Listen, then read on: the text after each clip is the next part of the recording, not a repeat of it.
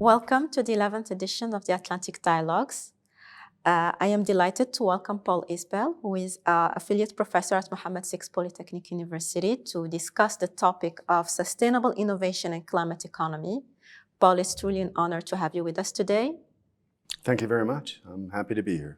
So as you know, climate change is one of, if not the biggest threat to humanity, and tackling it requires a strong coordination and cooperation between actors and sectors, among which we find the issue of innovation. So how can sustainable innovation contribute to the fight against climate change? Or in other words, what is to be done to tackle the climate change turmoil? What I think often is not focused on is that we don't necessarily need large-scale innovations. We often don't even need new technology.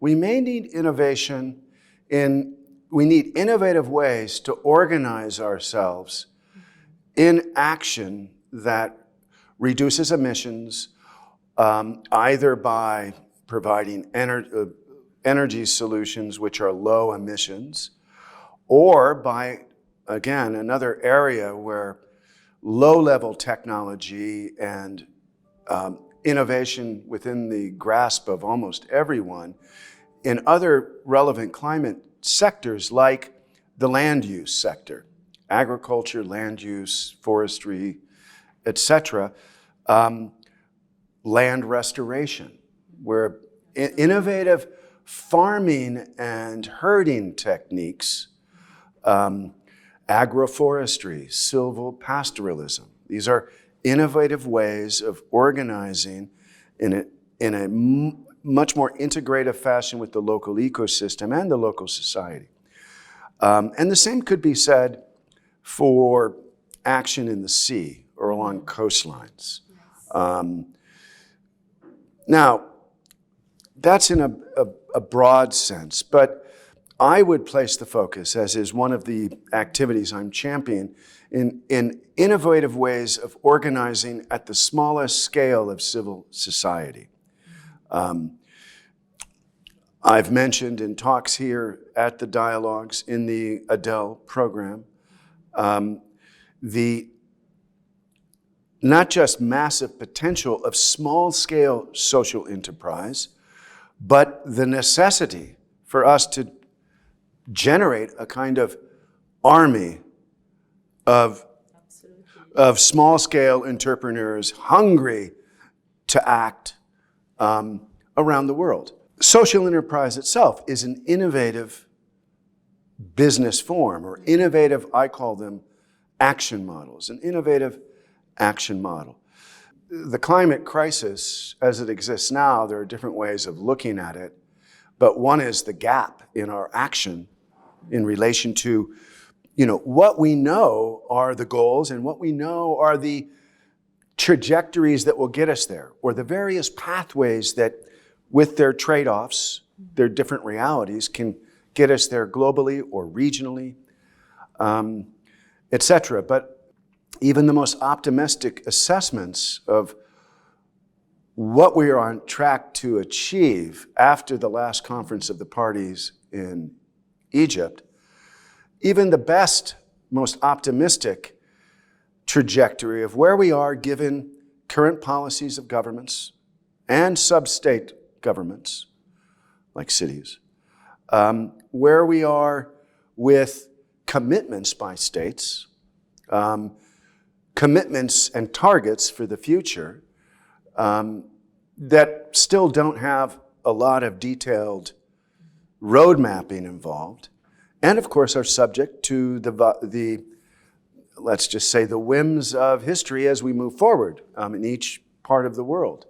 As we see now, the war in Ukraine, what's the unsaid in that war is how much emissions is that debacle, that conflict responsible for, in terms of the amount of energy that is spent, in terms of the embedded emissions in all of the arms and tools of conflict. And it's a new budding area in research on emissions because the hunch now is that we all don't focus on military emissions as a category. The point is that even if we take for granted all of our national commitments embedded in the nationally determined contributions, the NDCs, and even if we look at the strategies, midterm and long-term strategies, we know that the states themselves aren't going to be the ones that are actually achieving those emissions reductions. They'll have some public investment, perhaps. Their biggest contribution will be in establishing policies that that lay down incentives and long-term indications through their strategies, which get more and more private sector actors having to bet on the fact that the wave is going to go in this direction. So do we. So when I look at it, and this is research that I'm starting to get very interested now, is there seems to be a major gap that even large-scale private sector won't be able to fill. And the gap is when you move further down the pyramid of civil society to the largest but smallest scale members of our civil societies, individuals, groups, small groups of partners, individual households, neighborhood communities, local action groups, etc. In your opinion, how can we close the gap from the bottom up with SDG startups with regards to the climate action? So you've been talking about such initiatives. So can you shed light on some specific ones? Well, the current youth generations, including the generation we have here as emerging leaders in the program, and the one that comes after them. So 15 to 40 years old, let's take that as a broad double generation cohort. This group is more aware of climate change, its causes, its consequences, the political economy, defining our climate scenario. And they, in many ways, are more entrepreneurial. There's a pedagogical mission and an argument to be made with both innovative vision and research into hard numbers to focus on the potential for young people in particular, the ones that have the knowledge, the drive, the enthusiasm, and even the lack of inhibition to publicly point fingers and criticize, particularly large corporate interests, but also the entire two generations before. We need to generate a clear idea in younger generations' head and in the older generations who can be the allies, right? Like I view myself, the opportunity to help roll things out on the ground. We also have to change the attitude of, let's just call it the money, right? Venture capital in particular seems to be the category of investment money that targets startups. But typically they have been focused on traditional style businesses or startups that can really make a big breakthrough and generate lots of impact and lots of profits for the initial investors, the so-called unicorns, right? But more and more venture capital is also recognizing that sustainability for any kind of company, any kind of startup, regardless of their activity, but the organization itself, all kinds of businesses are feeling the pressure and also beginning to feel that there's also money to be made by reducing energy consumption and therefore emissions and cutting unnecessary costs. We know that venture capital promotes and encourages the idea of accelerators and incubators. And I know that seeing the way the trend is moving, if they're just focused on some of their activity on the same kind of facilitatory support and encouragement with some money or not. Maybe sometimes it's just advice or mentoring. Focus on this little niche, what we call the SDG startup, the smallest scale. And now perhaps going to more regional aspects and centering back to our region of interest, which is the Atlantic. Right. In your opinion, what is the role of cooperation to strengthen these types of initiatives in sustainable innovation in this geographical area? 2 joint statements in the last 2 years that have been made by a number of Atlantic coastal countries. One is focused more on maritime security.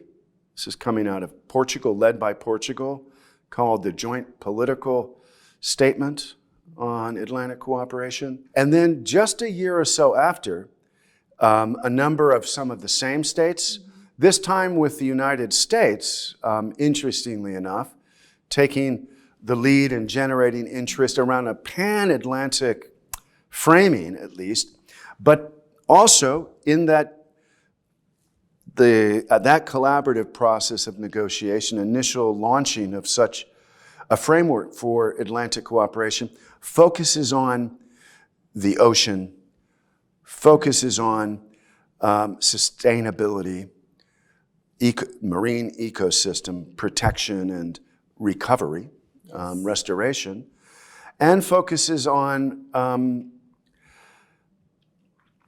ocean, marine science, marine ecosystems, and blue economy activities, a way to coordinate our activities to avoid a rush into the commons of the high seas at the seabed to exploit the vast amounts of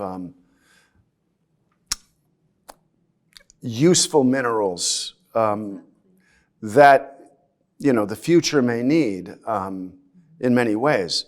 Simply, getting back to the Atlantic side of the cooperation that would feed back to our idea of the SDG startup and the army of social entrepreneurs operating in the realm of sustainability around the world, on all continents. They do that effort, that joint statement, which was the second one, has other areas of cooperation that they're trying to jumpstart around the Atlantic. And again, I emphasize the entire Atlantic. The United States has never really formally gone for something like that, which is interesting, and one has to ask themselves why. And we can do that at a later date when we get into politics, geopolitics behind a new Atlantic or a resuscitation of the new Atlantic movement. But in this realm, particularly along coastlines and coastal communities, there's lots of potential. But if I were to look for a way to really galvanize all of this in an Atlantic basin sense, I would say we have to focus on youth and youth exchange, youth cooperation in an Atlantic basin context, much like the Adele program at the Atlantic Dialogues. What I would see helping is more Atlantic, pan-Atlantic settings, contexts, even associations that pull the youth together, the active youth, right, the enthused youth, the engaged youth, in a pan-Atlantic context. And then any focus can be given. But that would be the place when you need to have younger generations operating on different continents in smaller scale activities, so that you can't really easily have activity on different continents. It's possible. But where you can share information, experiences, inspiration, identify opportunities, ideas among the youth in an Atlantic basin context. And that's where you can also infuse pan-Atlantic consciousness. So I think it's a good message to conclude with this conversation. Thank you again very much for your time and experience. Thank you.